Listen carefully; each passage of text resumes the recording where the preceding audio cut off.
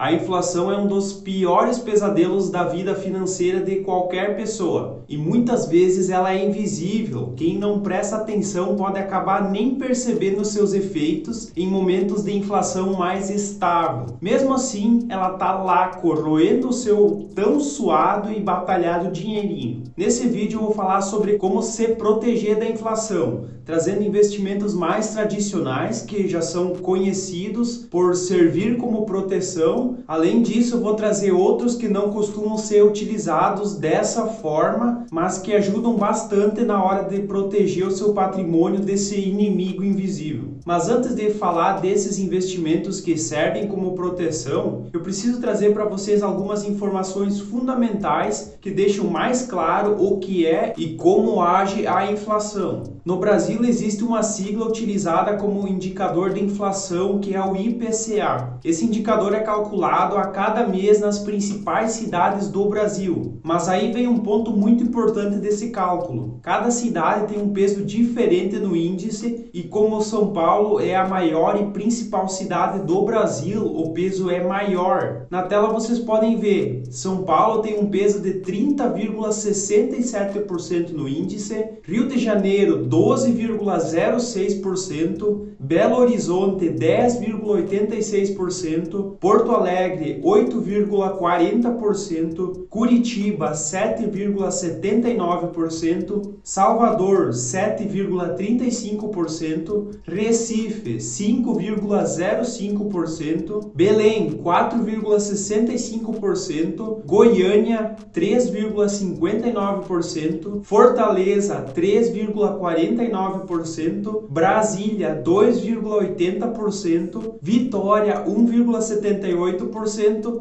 e Campo Grande 1,51%. Esse é um dos fatores que podem causar divergência, porque os preços podem subir mais em uma cidade com peso menor e isso não impacta tanto o IPCA. Sem contar que o índice é medido de acordo com alguns itens considerados essenciais, como alimentação, combustível e outros itens que não vou entrar em detalhes nesse vídeo para não ficar muito longo. Então, como vocês podem ver, a inflação vai impactar de forma diferente cada pessoa. E é aqui que eu quero trazer uma sacada muito importante, que vai fazer muita diferença na vida de vocês. Isso deveria ser feito por todos os brasileiros, mas infelizmente a educação financeira ainda é precária no Brasil. A sacada é ter um controle financeiro. Sabe por que isso é fundamental? Porque se você tem um controle de todos os gastos, você consegue ver quanto você tem de gastos essenciais cada mês. E se você fizer isso ao longo da sua vida, você consegue ver quanto custavam os seus gastos essenciais em janeiro e quanto custou em dezembro, por exemplo. Aí é só aplicar a regra de 3 para descobrir o quanto a inflação afeta o seu custo de vida no ano. Eu vou dar um exemplo aqui para vocês. Digamos que em janeiro de 2020 os meus gastos essenciais eram de R$1.000. Cuidado que aqui o cálculo é só dos gastos essenciais. O que não é essencial não soma.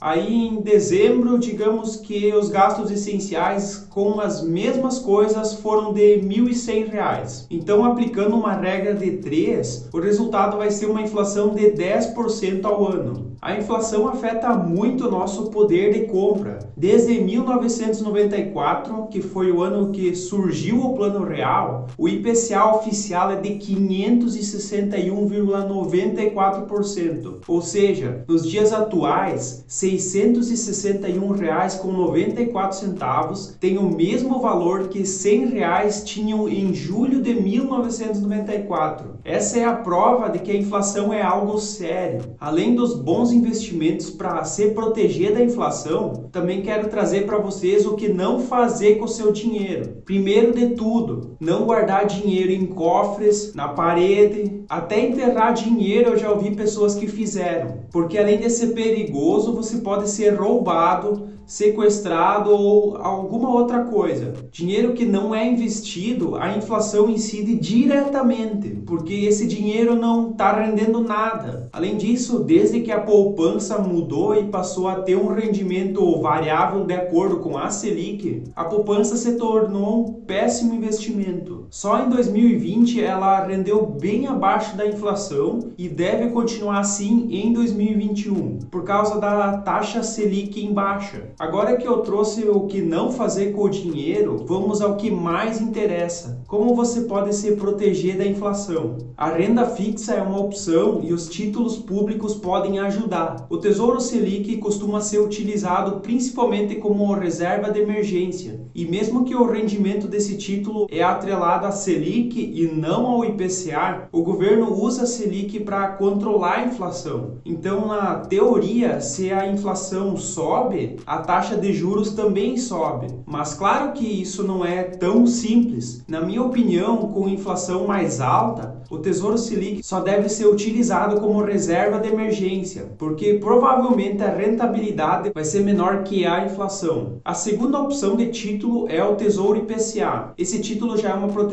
maior contra a inflação, porque ele rende a inflação do período mais um prêmio. Mas qual é o cuidado que precisa ter com esse título? Diferente do Tesouro Selic, o Tesouro IPCA tem marcação a mercado. Mas e o que é a marcação a mercado? Por isso eu vou pegar o Tesouro IPCA mais 2026 como exemplo. Atualmente esse título está sendo negociado por R$ 58,13 e está pagando IPCA mais 3,6%. Então, se eu comprar esse título e ficar com ele até o vencimento, eu vou receber os R$ 58,13 mais o IPCA desde o momento que eu comprei o título até o vencimento, mais 3,6% de prêmio que esse título está pagando. Só que o valor desse título oscila. Se você entrar no Tesouro Nacional agora, provavelmente o valor do título já mudou, porque ele é influenciado pela lei da oferta e da demanda, mas também oscila se a taxa de juros e a inflação sobem ou descem. Mas essa marcação a mercado só influencia para quem decide vender o título antes do vencimento. Quem fica com o título até o vencimento recebe exatamente o valor investido, mais os rendimentos que escolheu quando comprou o título. Por isso, no geral, e principalmente em momentos de inflação mais alta, o ideal é não pegar títulos tão longos e de preferência investir um dinheiro que você não vai precisar. Assim não corre o risco de perder com a desvalorização do título. Esses são os investimentos de renda fixa que ajudam a proteger contra a inflação. Agora vamos aos de renda variável. O primeiro é investir em ações. Muitas pessoas discordam das ações como proteção, mas você precisa parar de olhar para as ações como papéis. Ações são partes de uma empresa. Sabendo disso, basta você refletir um pouco sobre isso. Se a inflação sobe, a matéria-prima dos produtos começa a subir. Aí quem produz aumenta o preço do produto e quem vende também automaticamente precisa aumentar. Então quem paga a inflação é sempre o consumidor, até porque é impossível a fábrica ou o comércio pagar a inflação do produto. Em pouco tempo a empresa teria prejuízo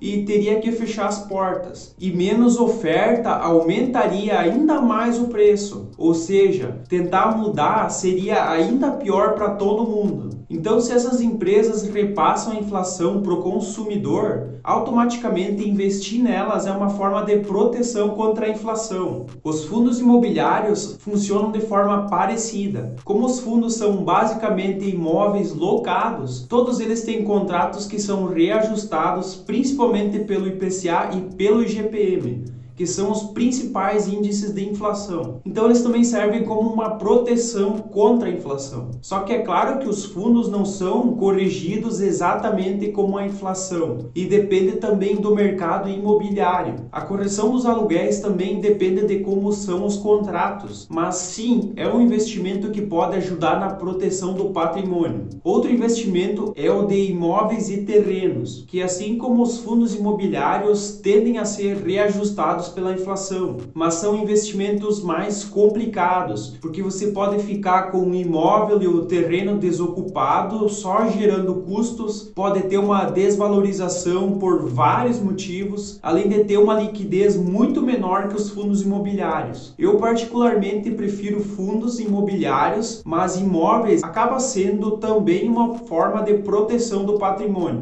Para nós brasileiros que recebemos nossa renda em real e acabamos acabamos consumindo diversos produtos que sofrem influência do dólar, é fundamental ter uma parte do nosso patrimônio em dólar. E as stocks, que são as ações americanas, cumprem com esse propósito. Basicamente, o propósito é o mesmo das ações brasileiras, mas investindo em empresas com capital em dólar, que é a moeda mais forte do mundo, se compararmos a inflação americana de 94 para cá em real, o dólar praticamente não perdeu o poder de compra. A inflação americana de 94 a 2020 foi de 58,76%, mas o dólar saiu de R$1 para mais de R$5 nesse mesmo período. Isso mostra como é importante ter uma parte do patrimônio em dólar. Os REITs também servem como uma boa opção. Para quem não conhece, os REITs são parecidos com os fundos imobiliários, só que os REITs são muito maiores, com uma variedade maior de setores e imóveis por todo o mundo. Então é mais uma excelente opção de proteção do patrimônio. Até agora eu trouxe para vocês investimentos mais conhecidos, mas existem outras formas de proteção. Antes de falar delas, eu peço para vocês curtir esse vídeo. Assim o YouTube entende que o vídeo é relevante e você me ajuda a divulgar ainda mais essas informações tão importantes. Se ainda não é inscrito no canal, aproveita e se inscreve, porque eu trago muito conteúdo importante sobre finanças e investimentos. Agora que você me ajudou a divulgar esse vídeo, vamos para os próximos investimentos. O primeiro deles é o ouro. O ouro existe há milênios. Muitas pessoas relacionam o ouro a joias, poder e ostentação, mas o ouro é a principal reserva de valor do mundo. Todos os países mantêm reservas dele. Além disso, o ouro é considerado o metal com maior condutividade elétrica. E por isso todos os equipamentos elétricos de alta performance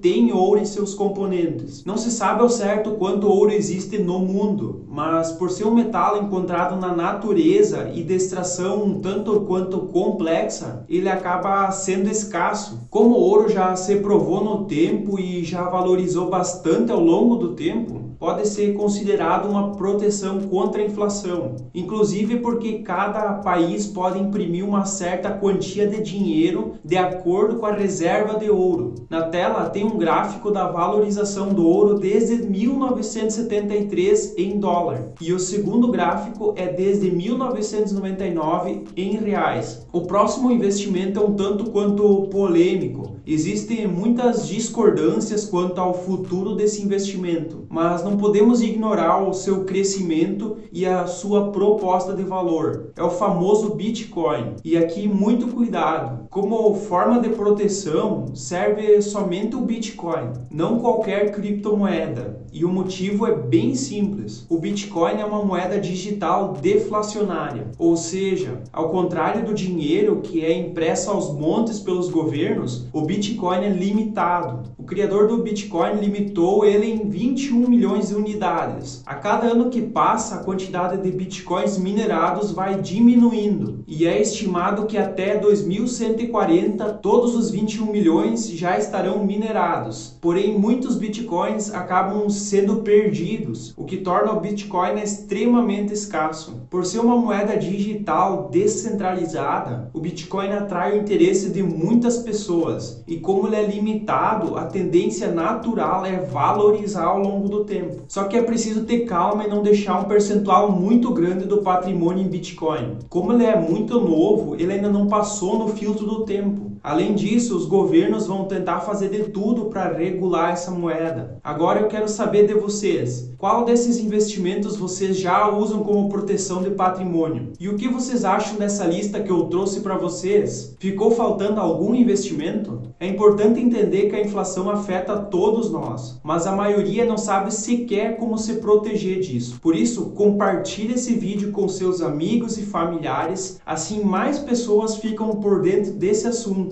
E como sempre, eu vou deixar mais alguns vídeos na tela para vocês. Espero vocês no próximo vídeo. Até lá e tchau!